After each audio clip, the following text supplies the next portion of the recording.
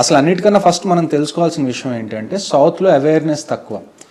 ప్రతి ఇంట్లో ఆర్మీ అనగానే ఏమనిపిస్తుంది అంటే మా అబ్బాయి బార్డర్ దగ్గరికి వెళ్ళిపోతాడు, మా అబ్బాయి ఏదో ఒక రోజు చనిపోతాడు, ఆ తర్వాత జెండా కప్పుకొని ఇంటికి వస్తారు అని ఇది ఒక బేసిక్ ఐడియాలజీ తెలుగు స్టేట్స్ లో నేను చూసిన వాళ్ళలో కేరళ నుంచి ఎక్కువగా ఆర్మీలోకి వచ్చే వాళ్ళు దేనిలోకి వస్తారంటే as doctors, as nursing staff, ఇలాంటి ఫీల్డ్స్ లో మీకు కేరళైట్స్ చాలా ఎక్కువ కనపడతారు ఆర్మీలో.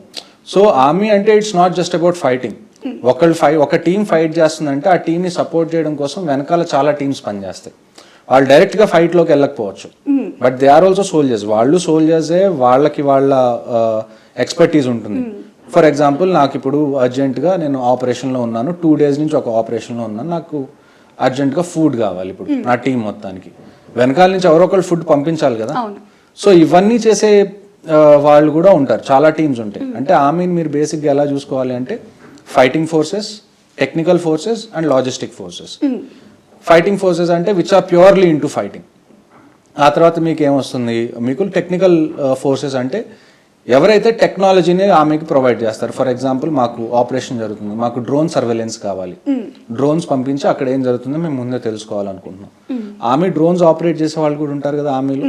వాళ్ళు ఫైట్ చేయకపోవచ్చు, కానీ వాళ్ళు ఫైట్ చేసే దానికన్నా ఇంపార్టెంట్ ఇన్ఫర్మేషన్ మేము ఫైట్కి వెళ్ళే ముందే మాకు ఇస్తారు.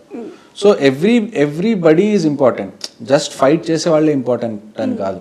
ఫైట్ చేసే వాళ్ళకి ఎవరైతే కరెక్ట్గా సపోర్ట్ చేసి వాళ్ళకి కావాల్సినవన్నీ టైంకి పంపించగలుగుతున్నారో, every individual is as worth as somebody who is fighting on the ground.